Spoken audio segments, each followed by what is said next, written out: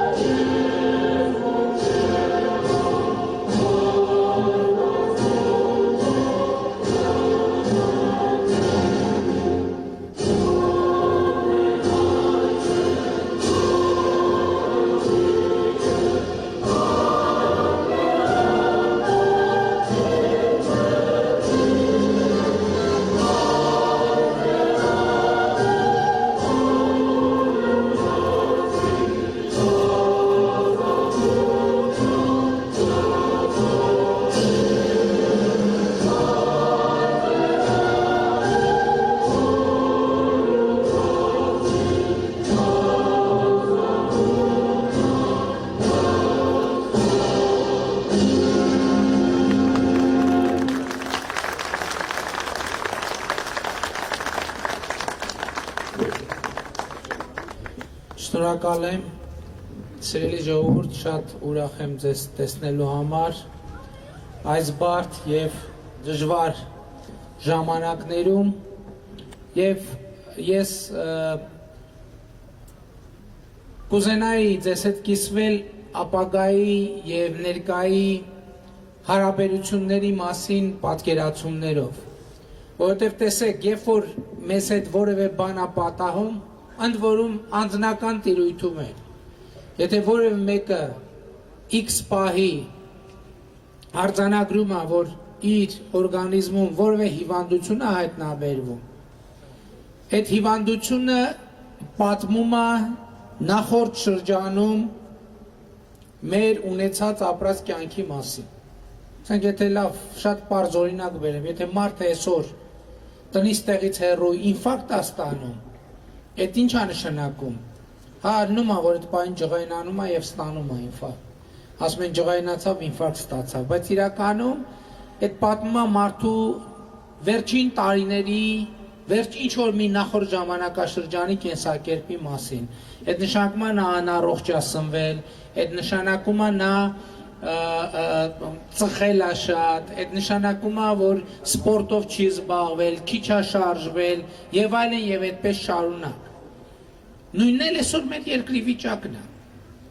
Նույնն էլ այսօր մեր երկրի վիճակն է, այո, վերջին 3 տարին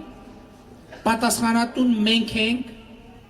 եւ մենն է եղել այդ պատասխանատվությունը այդ օրգանիզմը առողջացնելու։ Բայց նաեւ մենք պետք է հիշենք, թե ինչա տեղի ունեցել 2018 թվականից հետո։ 2018 թվականից հետո մենք Հայաստանի Հանրապետությունում կառավարման մեկ լիարժեք տարի ենք ունեցել այդ 2019 թվականը։ 2019 թվականին Հայաստանը բոլոր ցուցանիշներով գրավել է աշխարհի ուշադրությունը։ Հայաստանը եվրոպական եւ եվրասիական տարածաշրջանում ամենաբարձր տնտեսական աճը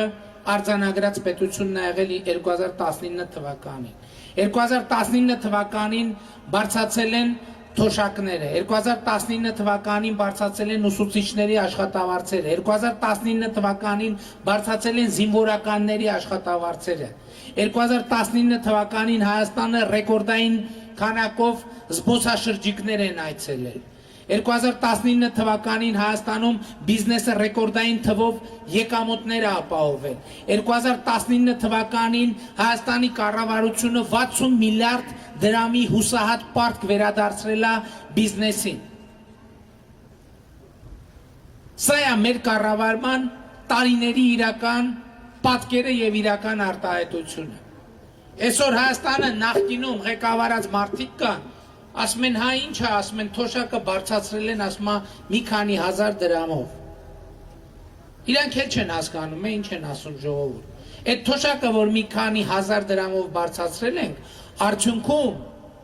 բարձրացել է 8%-ով 10%-ով։ Եթե մի քանի հազար դրամով 2019 թվականին մենք այդ աշխատավարձը բարձրացրել ենք, ու արդյունքում ստացվել է 10%, այդ չնչին գումարները ստացվել, բա պատկերացրեք 7 տարի առաջ ինչքան ցածր է եղել այդ աշխատավարձը, բանը, թոշակը։ 10 տարի առաջ ինչքան ցածր է եղել թոշակը, 15 տարի առաջ ինչքան ցածր է եղել թոշակը։ Բա մենք ասում ենք թվում է թե բանա, չէ 10%-ով թոշակը բարձրացրել ենք։ Հետո հաշվում ենք տերում ենք մի քանի հազար դրամ է։ Բայց այդ թողած թոշակը ինչքան ցածր է, որ 5000-4000 դրամը 10% է կազմում այդ թոշակների մեջ։ Վերջին շրջանում եւ վերջին օրերին հիմա ասենց մի քիչ բացօթյա նախորդ հանդիպումը մի քիչ դահլիճային էր, տենց քաղաքական հարցերին շատ չանդրադարձանք, բայց այս հանդիպումը տենց մի քիչ դրսային հանրահավաքային շատ հարց են բարձրացնում, ասում են, որ Ռոբերտ Քոչարյանը հայտարարություններ է անում, այդ հայտարարություններին ինչի չեք անդրադառնում, ինչի չեք պատասխանում, ճիշտն ասած ես այդ ամեն ինչին չէի գնում եւ աշխատում եմ չգնամ ընտրական process-ը չանլրջացնելու համար, որովհետեւ ես վախենամ, որ այդ թեմաներին եւ ձեզ այդ նշած անձի ասածներին երբ որ անդրադառնամ, մեր ընտրական process-ը ընդհանրապես կանլրջանա։ Այս վերջերս հայտարարությունը անջել, սիրելի հայրենակիցներ, ձեզ հայտնի անձի կողմից այսպիսի մի շատ հետաքրքիր գաղափար առաջ քաշում, ասում է, որ գիտեք ինչ, այն մարդկանց, ովքեր պետական բարձրաստիճան պաշտոնի են հավակնում, երկիրը ղեկավարելու հավակնություն ունեն, ասում է պետք է ենթարկվեն հոգեբուժական փորձաքննության։ Եվ դա ասում է այս մարդը։ Ասում է այս մարդը, որը մասնագիտացած է սատկած առյուծ քշելու մեջ։ Պատկերացնում եք, այս մարդը ասում է հոգեբուժական այս նկարը պետք է կոնկրետ հոգեբուժական փորձաքննության ենթարկել, հասկանալու համար ինչ է նշանակում սատկած առյուծ քշել։ Այդ շատ լավ գաղափար է, որ Հայաստանի Հանրապետությունում պետք է ղեկավար պաշտոնների հավակնող մարդկանց հոգեբուժական փորձաքննության ենթարկել։ Որտեւ եթե օրինակ այդ պրակտիկան 1998 թվականին գոյություն ունենար, ենթադրվում է, որ Հայաստանի Հանրապետությունում հոկտեմբերի 27-ի ոչրագործություն տեղի չէր ունենա, եթե 98 թվականին տենց պրակտիկա լիներ, որ երկրի ղեկավարը հոգեբուժական փորձաքննության ենթարկվեր։ Եթե 98 թվականին տենց պրակտիկա լիներ, ենթադրվում է, որ բարև ռոբ ասելու համար մարդուն չէին տարի զուգարանում ծեծելով սպանեին։ Եվ հիմա փորձում են այս անեկդոտային կերպարի շուրջ, այս անեկդոտային կերպարի շուրջ փորձում են բան ստեղծել, կերպար ստեղծել, այսօր էլ ազգային ժողով փորձում են վախի մթնոլորտ տարածել։ Սա խեղճ, կոմպլեքսավորված, բարդութավորված մարդ է, որը քաղաքական ասպարեզ է բերում, մեր մասին ասում է, ենթադրում եմ ասում է, որ իրանք պամպերս են հագնում, Դե կներեք ժողովուրդ ջան, մենք չենք ուզում խոսակցություն իջեցնենք այսքան ցածր մակարդակի, բայց ամբողջ սոցիալական ցանցերն են քննարկում, որ երբ որ հայտնի իրադարձությունների ժամանակ իրանք իրենց առողջական վիճակի նրբությունները դարձրել էին համընդհանուր քննարկման առարկա եւ ամբողջ սոցիալական ցանցերը քննարկում են, որ այդ մարդը ստիպված է այսօր նույնիսկ քարոզարշավի ժամանակ պամպերս հագնի, հիմա եկել է մեզ ասում է, որ երևի այդ մարդիկ պամպերս են հագնում։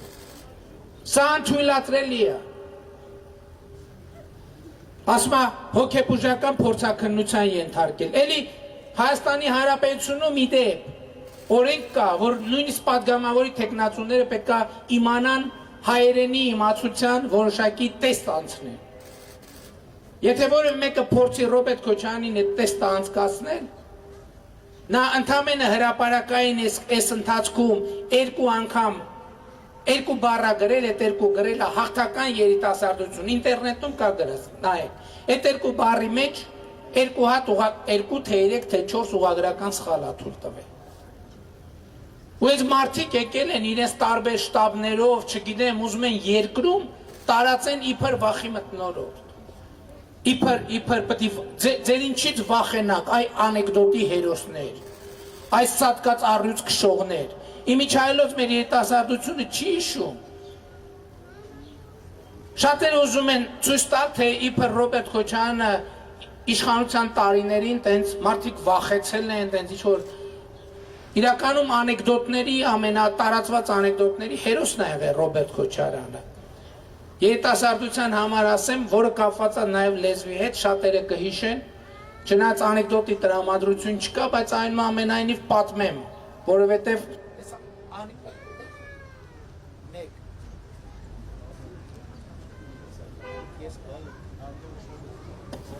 ես կպահամ։ Պատմեմ, որպեսզի շատերին պարզ լինի, թե ինչ է։ Այդ անեկդոտը հետևյալն էր, բնականաբար այն ժամանակ էլ, երբ որ 98 թվականին կեղծ տեղեկանքով Հայաստան եկավ Ռոբերտ Քոչարյանը, այն ժամանակ էլ ինչպես հիմա շատերը զբաղվում էին նրա հայերեն խոսակցությունը ուղղելու համար։ Եվ այդ հայերեն խոսակցությունը ուղղելու ընթացքում դասախոսներից եւ դասատուներից մի մասը նրան ասում են, պարոն Քոչարյան, ասում են, դե գրական հայերենով պետք չէ անընդհատ հա ասել, պետք է հայի փոխարեն ասել այո։ Չի կարելի ասել հա, պետք է ասել այո։ Համաձայն այդ անեկդոտի մի օր Ռոբերտ Քոչարյանը դիմում է իր օգնականին,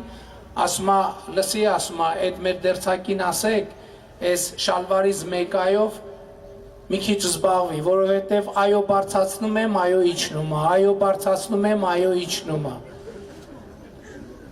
Հիմա այս մարդը եկել է Հայաստանի Հանրապետությունում ուզում է տարածի, որ սենց ինչ-որ կերպար։ Դա ընդամենը անեկդոտիկ կերպար է, և ես հույս ունեմ, որ Հայաստանի Հանրապետության քաղաքացիները 2021 թվականի հունիսի 20-ին այդ անեկդոտային կերպարին կդնեն իրենց իր տեղը և իր քաղաքական ողջ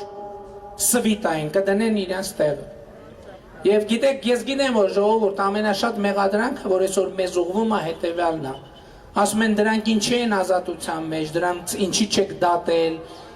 Ժողովուրդ ջան, գիտեք ինչ, ես դրա մասին բազմիցս խոսել եմ։ Եվ երևի թե, ոչ թե երևի թե, այլ հաստատ,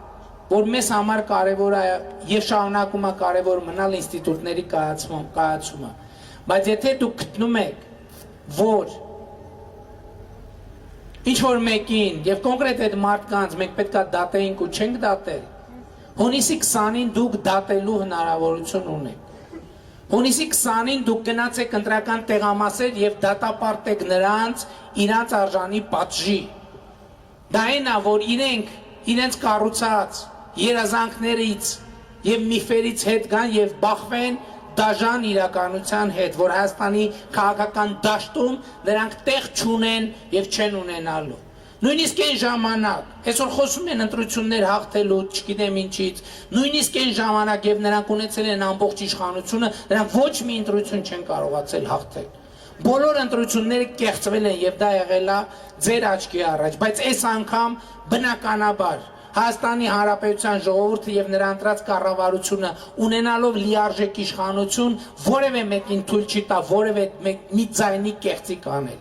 Այնպես որ հունիսի 20-ին գնացեք անպայման ընտրական տեղամասեր եւ ձեր կամքը արտահայտեք Եվ այս սխալները, որ մենք թույլ ենք տվել ժողովուրդ ջան, դուք գնացեք եւ հունիսի 20-ին այդ սխալները ուղղեք։ Եվ ես ուզում եմ մեր բոլոր սխալների համար ներողություն խնդրել ձեզանից։ Լավ եղեք ժողովուրդ ջան։ Ամենայն բարի։